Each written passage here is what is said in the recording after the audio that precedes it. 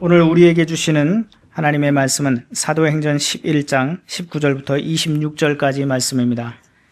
그때에 스데반의 일로 일어난 환란으로 말미암아 흩어진 자들이 베니게와 구브로와 안디옥까지 이르러 유대인에게만 말씀을 전하는데 그 중에 구브로와 구레네 몇 사람이 안디옥에 이르러 헬라인에게도 말하여 주 예수를 전파하니 주의 손이 그들과 함께 하심에 수많은 사람들이 믿고 주께 돌아오더라. 예루살렘 교회가 이 사람들의 소문을 듣고 바나바를 안디옥까지 보내니 그가 이르러 하나님의 은혜를 보고 기뻐하여 모든 사람에게 굳건한 마음으로 주와 함께 머물러 있으라 권하니 바나바는 착한 사람이요 성령과 믿음이 충만한 사람이라. 이에 큰 무리가 주께 더하여지더라. 바나바가 사울을 찾으러 다소에 가서 만남에 안디옥에 데리고 와서 둘이 교회에 1년간 모여 있어 큰 무리를 가르쳤고 제자들이 안디옥에서 비로소 그리스도인이라 일컬음을 받게 되었더라. 아멘. 이방 세계 최초의 이방인 교회로 세워진 안디옥 교회의 출현은 2000년 기독교 역사에서 또 하나의 획을 긋는 사건이라고 했습니다. 그러나 안디옥 교회가 교회의 역사에서 그토록 큰 비중을 차지하고 있다고 해서 그 교회가 밖으로 이미 잘 알려진 위대한 사도들에 의해서 세워진 것은 아니었습니다. 안디옥 교회의 태동은 놀랍게도 지중해의 섬 구브로와 북아프리카의 항구 도시 구레네에서 온 자신들을 전혀 드러내지 않는 몇 사람의 그리스도인들에 의해서 이루어졌습니다. 그 몇 사람들은 전혀 자신들을 밝히지 않는 무명의 존재들이었지만 그러나 그들에 의해 세워진 안디옥 교회는 생명이 넘치는 교회였습니다. 그 몇 사람에 의해 태동된 안디옥 교회로 인해서 안디옥에 있는 수많은 이방인들이 주님을 영접하는 생명의 역사가 일어난 것입니다. 그것이 가능할 수 있었던 것은 지난 시간에 살펴본 것처럼 하나님의 손이 하나님의 영광을 위해 자신들을 가리려는 그 몇 사람들과 함께 하셨기 때문입니다. 그 몇 사람들은 보잘것없고 그 존재조차도 알려지지 아니한 무명의 인물들에 지나지 않았지만 그러나 그들을 붙들고 계시는 하나님의 손은 천지를 창조하신 전능하신 손이었습니다. 그러므로 우리에게 중요한 것은 우리가 무엇을 지니고 있느냐 하는 것이 아니라 누구의 손에 사로잡혀 사느냐 하는 것이라고 말씀드렸습니다. 똑같은 종이 한 장이라 할지라도 누구의 손에 쥐어져 있느냐에 따라서 그 종이가 쓰레기처럼 버려질 수도 있고 위대한 예술품으로 보존될 수도 있습니다.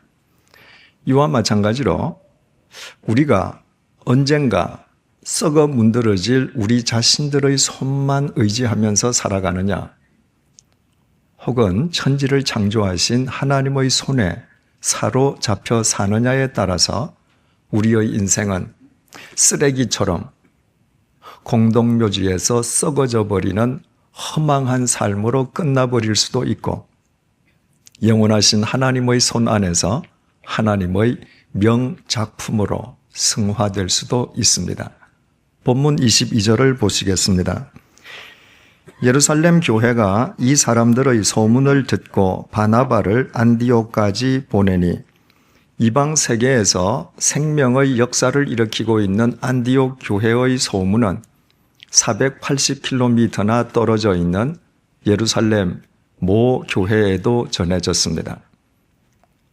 그때까지 유태 그리스도인들로 구성되어 있던 예루살렘 모 교회는 이방 세계에서 할례도 받지 아니한 이방인들을 위한 이방인 교회가 세워졌다는 사실에 대해서 놀라거나 이의를 제기하거나 전혀 공박하지 않았습니다.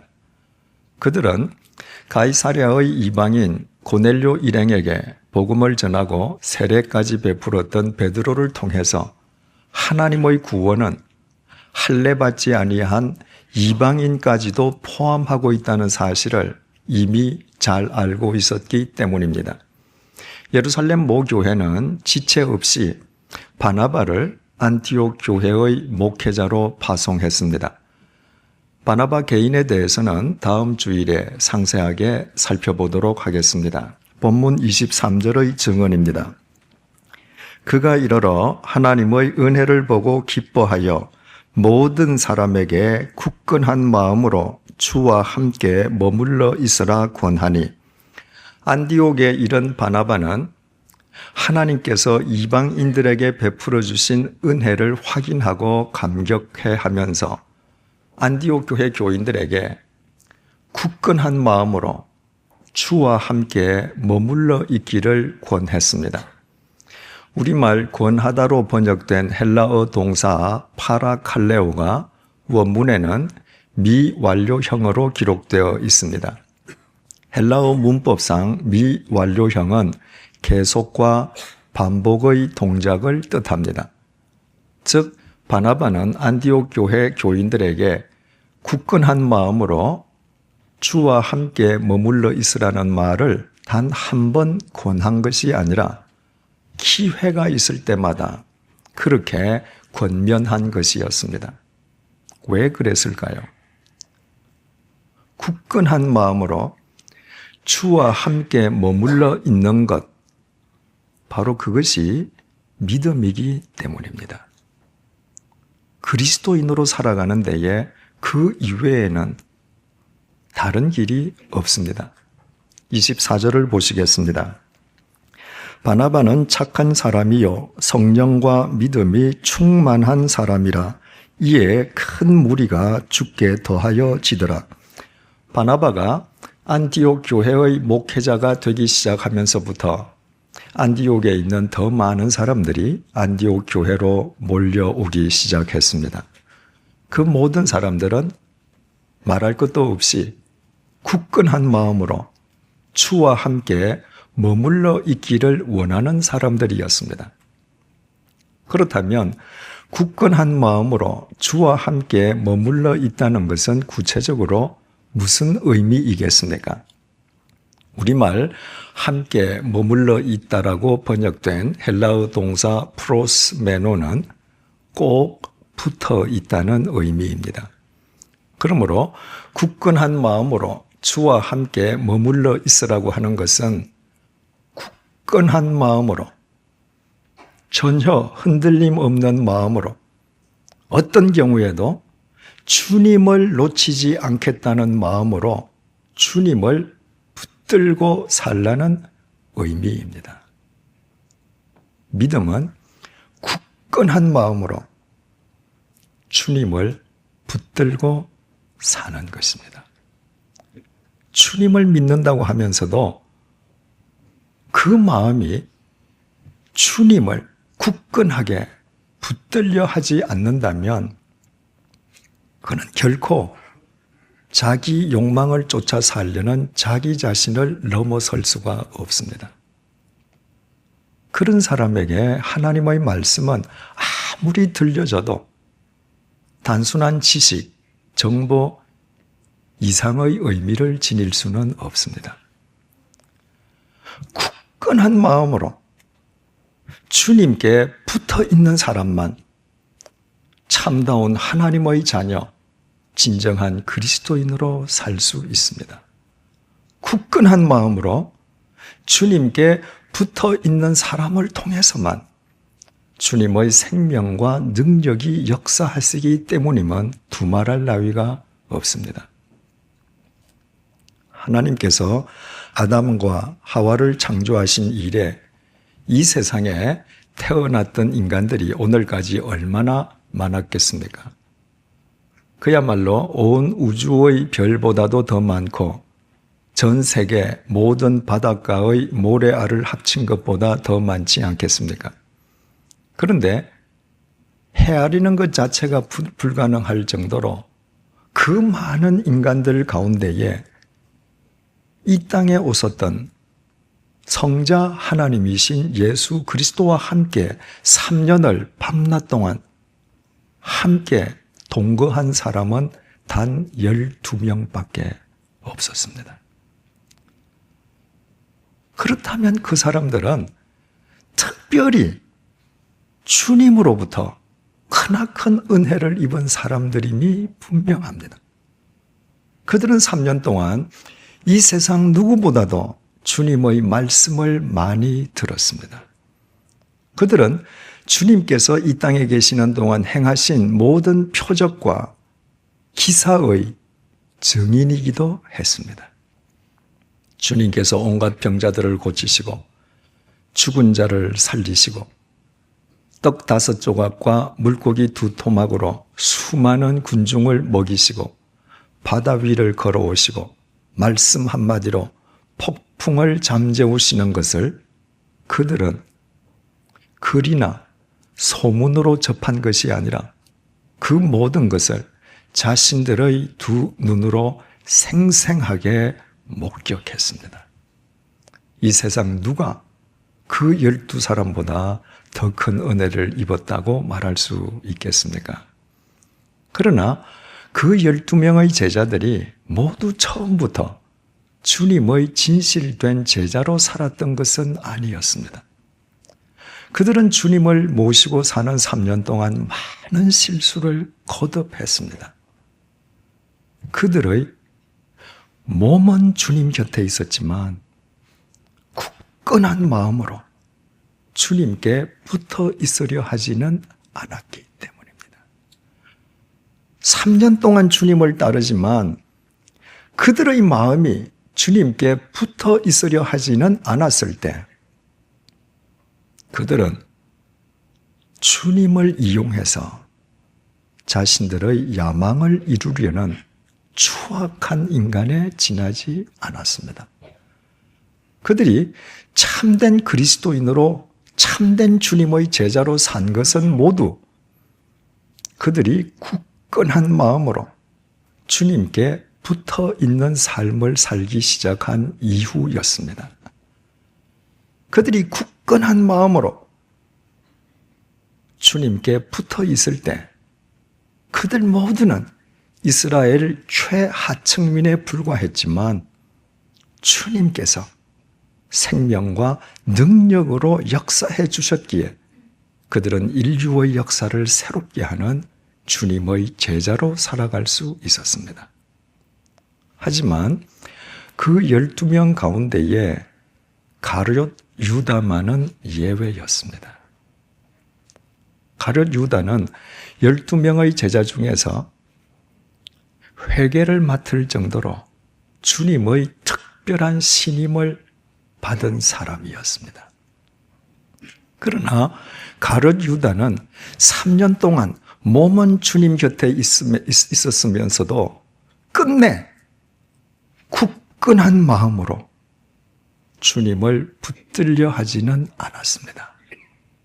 몸은 주님 곁에 있는데 그의 마음은 변함없이 세상의 물질에만 고정되어 있었습니다. 그래서 은 30냥에 진리이신 예수 그리스도를 팔아먹는 희대의 배신극을 벌리고 말았습니다. 이 땅을 거쳐간 그 수없이 많은 인간 가운데에 주님으로부터 특별한 은혜를 입고 주님의 12제자가 되는 특별한 선택을 받았음에도 불구하고 가룟 유다가 마음으로 주님을 붙들려 하지는 않았을 때 그는 자기 욕망에 눈먼 욕망의 노예 이상이 될 수는 결코 없었습니다. 오늘 본문 속에서 바나바가 굳건한 마음으로 주께 붙어 있으라고 한 이 말을 사도 바울의 용어로 표현한다면 예수 그리스도 안에 있으라는 것입니다. 사도 바울은 자신의 서신서를 통해서 예수 안에, 그리스도 안에, 예수 그리스도 안에, 주 안에, 하나님 안에, 성령 안에 라는 말을 무려 164번이나 되풀이했습니다. 사도 바울은 한때 교회를 핍박하던 주님의 대적이지 않습니까? 그러므로 그 자신이 예수 그리스도 안에 있지 않고서는, 삼위일체 하나님 안에 있지 않고서는 결코 자기를 뛰어넘어 그리스도인답게 살 수 없다는 사실을 그 누구보다 잘 알고 있었던 것입니다. 사도 바울은 로마서 7장 19절에서 24절을 통해 이렇게 탄식했습니다. 내가 원하는 바 선은 행하지 아니하고 도리어 원하지 아니하는 바 악을 행하는도다. 만일 내가 원하지 아니하는 그것을 하면 이를 행하는 자는 내가 아니요 내 속에 거하는 죄니라. 그러므로 내가 한 법을 깨달았노니 곧 선을 행하기 원하는 나에게 악이 함께 있는 것이로다. 내 속 사람으로는 하나님의 법을 즐거워하되 내 지체 속에서 한 다른 법이 내 마음의 법과 싸워 내 지체 속에 있는 죄의 법으로 나를 사로잡는 것을 보는도다. 오호라, 나는 곤고한 사람이로다. 이 사망의 몸에서 누가 나를 건져내랴. 사도 바울이 여전히 죄와 악의 노예로 살고 싶어하는 자기 자신과 주님의 말씀대로 살기를 원하는 자기 자신 사이에 싸움이 벌어지고 있음을 토로한 것입니다. 그리고 사도 바울은 오직 예수 그리스도 안에서만 예수 그리스도를 힘입어 그 싸움에서 이길 수 있다는 사실도 정확하게 알고 있었습니다. 그래서 이 사망의 몸에서 누가 나를 건져주겠느냐고 탄식했던 사도 바울은 곧 이어서 로마서 8장 1절 2절을 통해 주님을 이렇게 찬양하고 있습니다. 그러므로 이제 그리스도 예수 안에 있는 자에게는 결코 정죄함이 없나니 이는 그리스도 예수 안에 있는 생명의 성령의 법이 죄와 사망의 법에서 너를 해방하였음이니라. 누구든지 예수 그리스도 안에 있기만 하면 예수 그리스도의 생명과 능력을 힘입어 죄와 사망의 올무에서 벗어나 참다운 그리스도인으로 살아갈 수 있습니다. 오직 예수 그리스도 안에서만 가능합니다. 예수 그리스도 밖에서는 절대로 불가능합니다. 위대한 사도 바울마저도 굳건한 마음으로 주님께 붙어 있으므로 오직 말씀과 기도로 예수 그리스도 안에 거함으로 자신과의 싸움에서 이길 수 있었습니다. 위대한 사도 바울이 그랬다면 하물며 우리 같은 인간이야 두말해 무엇 하겠습니까? 한 여성도님의 간증을 그분의 허락하에 전해드립니다. 그 성도님이 최근에 세일 매장을 찾아가서 49,000원짜리 바지와 만원짜리 바지를 선택했습니다. 그리고 계산대 위에 올려두었습니다. 계산을 담당하는 젊은 직원이 49,000원짜리 바지의 가격표를 제대로 읽지 못했습니다. 그 젊은 직원은 동료 직원에게 이 바지가 얼마냐고 물었고 그 동료는 10,000원이라고 대답을 했습니다. 그 순간에 여성도님이 그건 49,000원짜리인데요 라고 말을 하려다가 꿀꺽 그 말을 삼켰습니다. 진실을 밝히기보다는 순식간에 얻게 된 39,000원의 유혹이 더 컸기 때문입니다.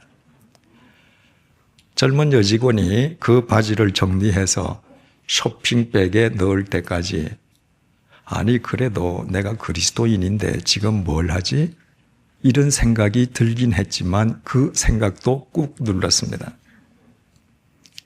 계산이 다 끝난 뒤엔 곧장 매장에서 나오지 않고 다시 다른 물건을 고르려는 것처럼 매장에서 한동안 서성였습니다. 만약에 그 시간 동안 직원이 자기 잘못을 깨닫고 차액을 요구하면 되돌려주지만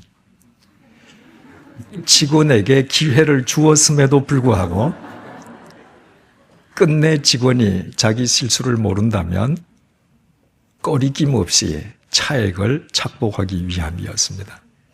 이를테면 크리스찬으로서 39,000원이라는 차액을 양심의 거리낌 없이 가지려고 자기 나름대로 알리바이를 만드는 것이었습니다. 꽤 시간이 흘렀는데도 여직원이 자기 실수를 알지 못했습니다. 교우님은 결심하고 매장을 나섰습니다. 그런데 매장을 나서는 순식간에 39,000원을 벌었다는 기쁨보다도 누군가가 자기를 끌어당기는 것 같은 마음으로 마음이 마냥 무겁기만 했습니다. 저녁에 귀가한 남편에게 낮에 세일 매장에서 있었던 이야기를 슬쩍 흘렸더니 남편이 당신이 그러고서도 예수를 믿는 사람이냐고 질책했습니다. 그날 밤은 금요일 밤이었습니다. 부부가 함께 구역 성경 공부에 참여했는데 그날의 주제가 마침 빌레몬서였습니다. 빌레몬서는 사도 바울이 주인 빌레몬의 돈을 훔쳐 도망간 오네시모에게 주인을 찾아가서 회개할 것을 명령하고 주인 빌레몬에게는 혹 오네시모가 와서 자기 잘못을 회개하면 용서해 줄 것을 촉구하는 내용입니다. 그 교우님은 그 하나님의 말씀 앞에서 구역 식구들에게 낮에 매장에서 자신이 무슨 일을 저질렀는지, 자신이 얼마나 형편없는 그리스도인지를 고백했습니다. 그리고 이튿날 세일 매장을 다시 찾아갔습니다. 그날은 그 전날 실수한 젊은 직원이 보이지 않았습니다. 마침 매장에 나와 있는 사장님을 만나서 자초지종을 설명한 뒤에 차액 39,000원을 되돌려드렸습니다. 사장님이 오히려 그 교우님에게 크게 감사하면서 감사의 선물을 주려고 했습니다. 교우님은 자신이 한 짓은 절대로 선물을 받을 행동이 아니라며 극구 그 선물을 사양하고 매장을 나섰습니다. 그런데 이상한 일이었습니다. 그 전날 39,000원의 부당한 이득을 취했을 때에는 누군가가 뒷덜미를 끌어당기는 것처럼 마음이 무겁기만 했는데 그 돈을 되돌려주고 매장을 나설 때에는 마치 마음이 날아오를 듯이 기쁘기만 했습니다. 그 교우님은 굳건한 마음으로 주님께 붙어 있는 믿음을 회복함으로 부당하게 얻은 39,000원을 착복하려는 자신과의 싸움에서 이겼습니다. 그 교우님께서 그렇게 살아가는 한 앞으로도 계속 자신과의 싸움에서 이기게 될 것입니다. 그래서 그 교우님의 간증은 눈부시도록 아름답고 감동적입니다. 그 교우님은 우리 그리스도인들에게 가장 간단하면서도 기본적이고 동시에 가장 중요한 사실을 일깨워주고 있기 때문입니다. 우리가 굳건한 마음으로 주님께 붙어 있을 때에만 향기로운 아름다운 그리스도인으로 살아갈 수 있다는 것입니다. 저는 목사입니다.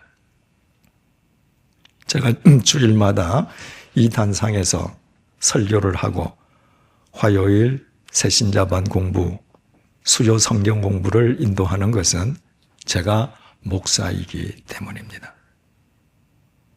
그런데 목사인 제가 굳건한 마음으로 주님께 붙어 있지 않는다면 단지 제 호칭이 목사라고 해서 야망을 쫓고 싶어 하는 제 자신과의 싸움에서 이길 수 있겠습니까?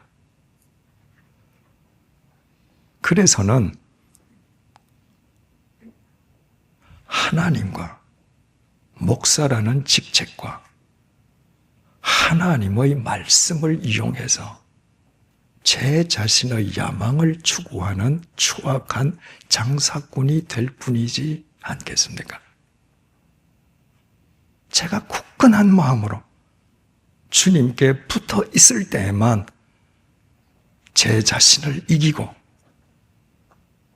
한 명의 참된 그리스도인으로 목사의 직분을 감당할 수 있지 않겠습니까? 안티옥 교회가 2000년 교회 역사에서 또 하나의 획을 긋는 사건으로 간주되는 이유 중의 하나가 안티옥 교회 교인들이 이 세상에서 최초로 그리스도인이라고 불린 사람들이기 때문이라고 했습니다. 그리스도인이란 그리스도를 쫓는 사람, 그리스도를 닮은 사람, 작은 그리스도, 이런 뜻입니다. 그런데 이 용어가 안디옥 교회가 생기기 전까지는 이 세상에 존재하지 않았습니다. 안디옥 교회 교인들이 얼마나 주님을 철저하게 쫓았으면, 얼마나 그리스도를 닮는 삶을 살았으면 세상 사람들이 이 세상에 존재하지도 않는 말을 만들어 그들을 그리스도인들이라고 불렀겠습니까? 안디옥 교회 교인들에게 그것이 가능할 수 있었던 것은 그들이 모두 굳건한 마음으로 주님께 붙어 있으므로 매사 자신과의 싸움에서 이기는 참된 그리스도인의 삶을 살았기 때문입니다. 그래서 세상 사람들은 자신들이 흉내조차 낼 수 없는 삶을 살아가는 그들을 보고 그리스도를 닮은 그리스도인이라고 말하지 않을 수 없었던 것입니다. 믿음은 굳건한 마음으로 주님께 붙어 있는 것입니다.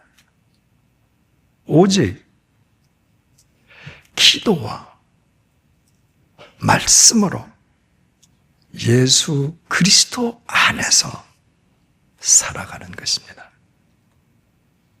그렇게 함으로써만 우리는 이 세상에서 매 순간 자기와의 싸움에서 이기면서 참된 그리스도인으로 영원한 삶을 살아갈 수 있습니다. 그렇다면 이제 우리 각자 우리 자신들의 삶을 한번 되돌아보십시다. 우리는 어떤 삶을 살고 있습니까? 몸은 매주일 예배당 안에 있지만 그러나 마음으로는 여전히 세상을 향한 채 미련한 가롯 유다와 같은 삶을 살고 있지는 않습니까? 만약 그렇다면 참회의 절기인 사순절 넷째 주일을 맞이해서 우리는 당장 회개해야만 합니다. 주님 곁에 몸은 있으면서도 마음으로 주님을 붙들려 하지는 않았던 가롯 유다. 주님 곁에 있으면서도 마음으로 세상에 집착했던 가롯 유다는 자기와의 싸움에서 완패함으로써 스스로 자기 목을 메어 죽는 비참한 최후를 맞았기 때문입니다. 주님을 믿는다고 하면서도 자기 욕망을 쫓느라 주님에게 붙어 있으려 하지 않는 사람들은 가룟 유다처럼 분명히 다른 사람들보다 은 30냥을 더 지닐 수는 있습니다. 그러나 그것은 자기 생명을 스스로 해치는 미련한 자해 행위임을 잊어서는 안 될 것입니다. 우리의 육체가 이 땅에 살아있는 한 지금까지 그래왔던 것처럼 앞으로도 그리스도인으로 살아가기 원하는 우리 자신과 욕망을 쫓아 살려는 우리 자신 사이에는 치열한 싸움이 계속될 것입니다. 가롯 유다라고 해서 뿔 달린 도깨비도 아니고 사도 바울이라고 해서 인간이 넘볼 수 없는 신적 존재인 것도 아닙니다. 자기와의 싸움에서 패하면 가롯 유다가 되는 것이고 자기와의 싸움에서 이기면 주님에 의해 사도 바울이 되는 것입니다. 단 한 번밖에 없는 귀한 인생을 더 이상 미련한 가롯 유다처럼 살기를 원치 않으십니까? 그렇다면 우리 모두 안디옥 교회 교인들처럼 굳건한 마음으로 주님께 붙어 있으십시다. 언제 어디서나 사도 바울처럼 살기를 원하십니까? 그렇다면 오직 말씀과 기도로 예수 그리스도 안에서 살아가십시다. 그때 우리는 언제 어디에서나 우리 자신과의 싸움에서 이기는 그리스도인이 될 것이요. 우리가 우리 자신과의 싸움에서 이기는 그리스도인이 되는 동안에만 우리는 더 이상 자기 생명을 자해하는 미련한 가롯 유다가 아니라 우리를 스쳐 지나가는 1초 1초를 영원으로 건져 올리는 지혜로운 바울이 될 것입니다. 그리고 그때 2000년 전 안디옥에서처럼 세상 사람들은 자신들이 도저히 흉내낼 수 없는 진리의 삶을 사는 우리를 가리켜 저들은 진정한 그리스도인이라고 말할 것입니다. 기도하시겠습니다. 성자 하나님이신 예수님과 3년 동안이나 함께 지낸 사람들은 이 땅에 태어난 모든 인간 가운데 단 12명밖에 없었고 가룟 유다는 특별한 은총을 입은 그 12명 중의 한 사람이었습니다. 그러나 그의 몸은 주님 곁에 있었을 망정 그의 마음은 세상의 재물에만 고정되어 있었습니다. 그 결과 그는 다른 사람보다 은 30냥을 더 지닐 수는 있었지만 그로 인해 비참한 최후를 맞고 말았습니다. 그 어리석은 가룟 유다가 실은 우리 자신의 모습임을 이 시간 깨닫게 해 주셔서 감사합니다.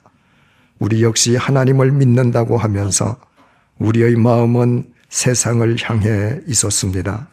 그 결과 우리는 매 순간 자기와의 싸움에서 백전백패하면서 가룟 유다처럼 우리 자신의 생명을 스스로 해치는 자해 행위를 해왔습니다.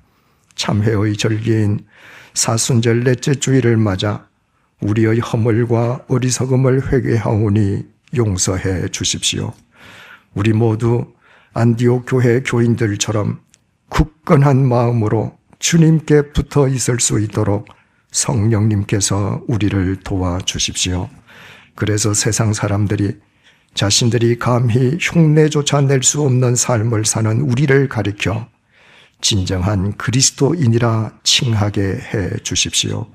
사도 바울처럼 언제 어디서나 오직 말씀과 기도를 통해 예수 그리스도 안에서 살게 해 주십시오.